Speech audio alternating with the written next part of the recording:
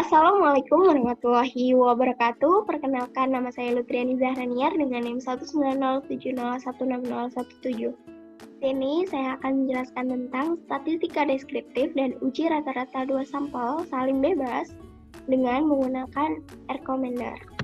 Lalu saja kita lanjut ke kasusnya, yaitu seorang mahasiswa dalam penelitiannya ingin mengetahui apakah terdapat perbedaan rata-rata nilai akhir praktikum mata kuliah Statistika Dasar 1 dan Statistika Dasar 2 pada program studi Statistika Angkatan 2018. Berikut datanya, yaitu 10 data untuk Statistika Dasar 1 dan 10 data untuk Statistika Dasar 2. Lakukan analisis pada kasus tersebut dengan menggunakan tingkat kepercayaan 95%. Sumber dari kasus tersebut yaitu berasal dari soal ujian akhir praktikum Statistika Dasar IPA 3 Angkatan 2019. Langsung saja kita menuju ke software R untuk melakukan analisis dan pengujian datanya. Ya, kita klik R. Nah, dalam software R ini kita perlu mendownload package R-Commander terlebih dahulu sebelum kita memanggilnya. Karena saya sudah mendownloadnya tadi, maka kita langsung saja panggil package tersebut dalam sintak, yaitu library terbesar cmdr.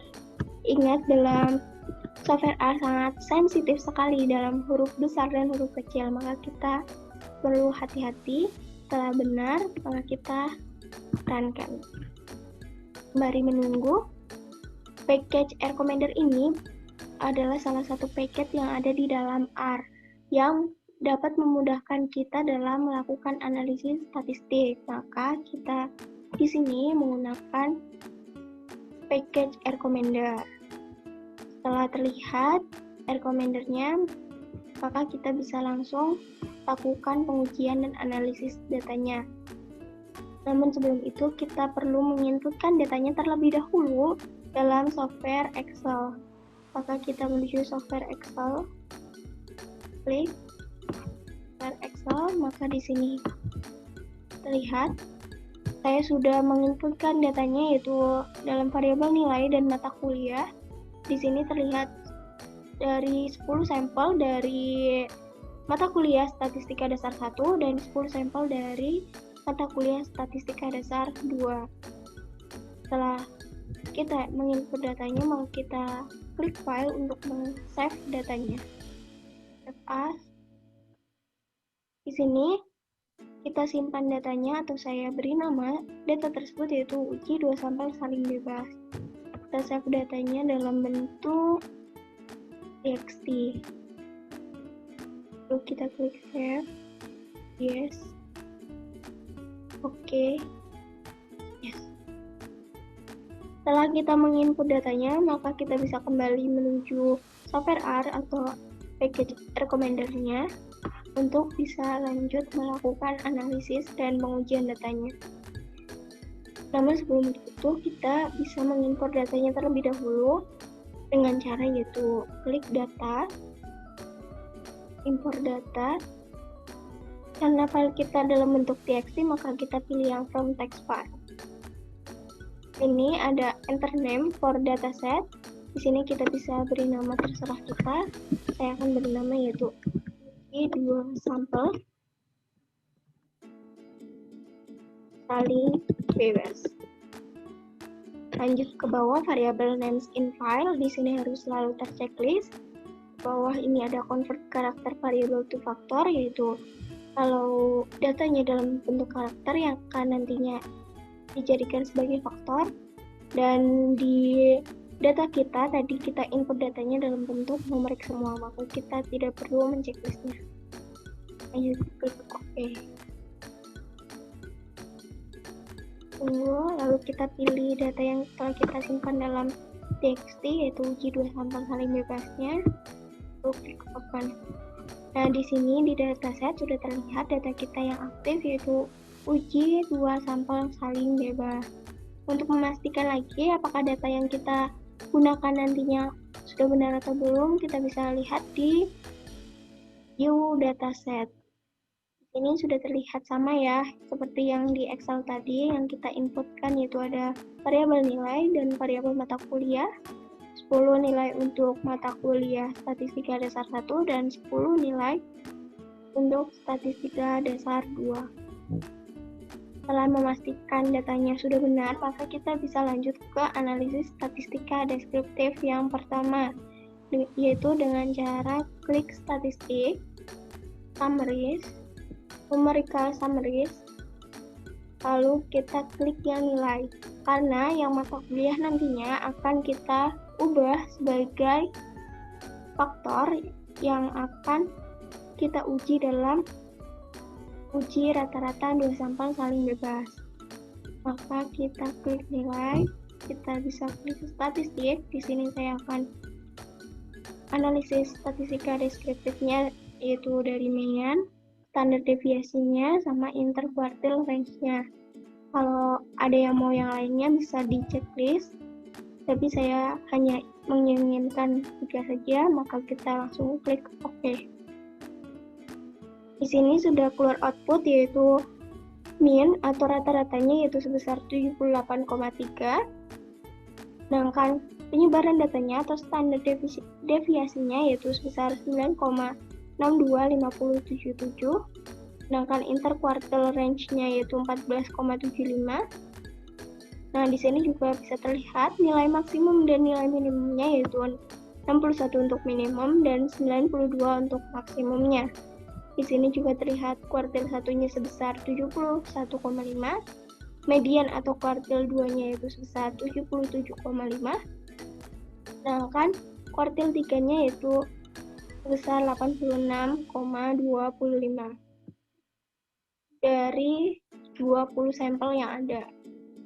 Setelah kita uji statistika deskriptif yang pertama, kita bisa lanjut ke uji statistika deskriptif yang kedua, yaitu dalam bentuk histogram dengan cara yaitu klik graph, lalu klik histogram, lalu kita klik nilai karena yang kita butuhkan yaitu variabel nilainya. Abaikan yang lain, maka kita klik OK. Nah, setelah itu kita dapat melihat output histogram dari variabel nilainya, yaitu dari range 60-65 ada 2 orang yang mendapatkan, dari range lebih dari 65-70 ada 3 orang yang mendapatkan, dari range lebih dari 70-75 yaitu ada 3 orang yang mendapatkan nilainya, sedangkan dari lebih dari 75-80 ada 3 orang juga, dari range lebih dari 80-85 ada 2 orang, dan yang tertinggi yaitu di range lebih dari 85-90 ada 6 orang yang mendapatkan, sedangkan yang terendah pada range lebih dari 90 sampai 95. Setelah kita mendapatkan analisis statistik yang kedua, maka kita bisa lanjut ke analisis statistika dasar yang ketiga, yaitu dalam bentuk box plot dengan cara klik graphs seperti sama yang tadi, lalu kita klik box plot, lalu kita klik variabel nilai yang kita butuhkan. Ini akan keluar outputnya. Nah, dalam box plot ini yaitu kita bisa membacanya atau kita bisa mengetahui letak dari nilai maksimum, nilai minimum, kuartil 1, kuartil 2 atau median, dan kuartil 3-nya ada di mana. Dan di sini juga bisa membaca apakah terdapat pencilan pada data tersebut. Di sini dapat terlihat letak pada nilai minimum yaitu ada di 61 dan maksimumnya ada di 92. Sedangkan kuartil satunya ada di 71,5, kuartil 2 atau mediannya itu ada di 77,5, sedangkan kuartil 3-nya yaitu ada di 86,25 seperti yang pada statistika deskriptif yang pertama. Di sini terlihat bahwa tidak ada pencilan yang ada dalam data variabel nilainya. Lanjut, kita kembali ke recommender. Karena saya hanya membutuhkan 3 analisis statistika deskriptif, maka kita bisa lanjut untuk menguji uji 2 sampel saling bebas yang akan kita uji. Nah, dalam uji rata-rata 2 sampel saling bebas ini terdapat 2 asumsi yang harus kita penuhi. Asumsi yang pertama yaitu uji kenormalan datanya, yang kedua adalah kesamaan variansinya. Langsung saja kita lanjut ke uji kenormalan datanya. Apakah data tersebut berasal dari distribusi normal atau tidak? Namun sebelum itu, kita view dataset untuk mengubah variabel mata kuliah sebagai karakter, bukan sebagai numerik, dengan cara yaitu klik data, klik manage variable in active dataset, lalu klik convert numerik, lalu kita klik yang mata kuliah karena kita akan ubah yang mata kuliah yaitu, lalu kita pilih yang supply level names. Oke. Kita klik yes. Di sini kita akan beri nama S1 statistika dasar 1 atau S2 untuk statistika dasar 2. Setelah terubah sebagai karakter, maka ini mata kuliah akan terbaca sebagai faktor. Setelah kita mengubahnya, kita bisa lanjut ke pengujian kenormalan datanya, yaitu dengan cara klik statistik, summaries, lalu klik test of normality. Di sini ada variabel nilai.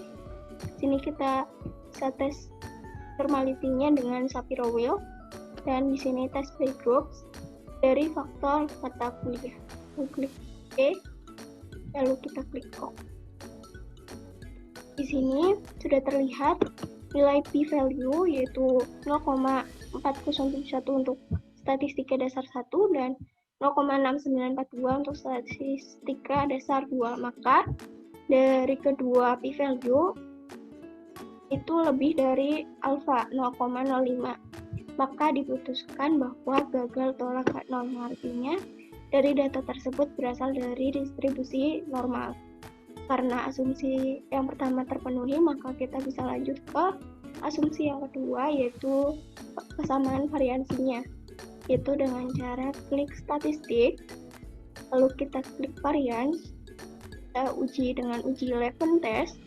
Lalu kita Levene test, di sini ada faktornya mata kuliah dan variabel responnya ada nilai. Di sini kita menggunakan yang min atau rata-rata.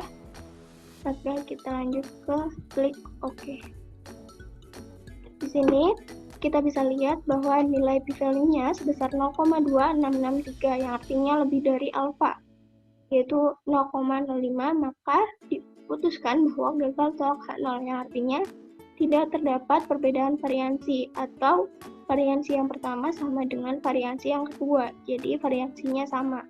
Dua asumsi telah terpenuhi, maka kita bisa lanjut ke pengujian uji 2 sampel saling bebas atau uji rata-rata 2 sampel saling bebasnya. Itu dengan cara klik statistik, klik means, klik independent sample t-test. Ini ada faktor mata kuliah, di sini ada variabel responnya mata kuliah. Kita bisa klik responnya, optionnya, mohon maaf. Di sini kita menggunakan two-sided karena kita akan menguji perbedaan rata-rata dari 2 sampel saling bebas dengan taraf kepercayaan 95%. Langsung di sini ada asumsi variansinya sama atau tidak, karena tadi kita uji dan ternyata variansinya sama, maka kita klik yes. Setelah itu kita klik OK. Di sini ternyata p-value-nya sebesar 0,00000947 yang artinya kurang dari 0,05, maka diputuskan tolak H0 yang artinya terdapat perbedaan rata-rata nilai dari mata kuliah statistika dasar 1 dan statistika dasar 2 pada program studi statistika angkatan 2018. Di sini sudah juga ada nilai T hitung yaitu sebesar min 7,261 dengan derajat kebebasan yaitu 18. Ini ada 95% confident interval, yaitu interval kepercayaannya dari min 20,88735 sampai min 11,51265. Ini juga ada rata-rata untuk statistika dasar 1 yaitu 20,2, dan ini untuk rata-rata untuk statistika dasar 2 yaitu sebesar 86,4. Kemudian pengujian analisis statistika deskriptif dan pengujian uji rata-rata 2 sampel saling bebas dari saya. Kurang lebihnya mohon maaf. Jika terdapat kesalahan, saya mohon maaf yang sebesar-besarnya. Wabillahi taufiq wal hidayah. Wassalamualaikum warahmatullahi wabarakatuh.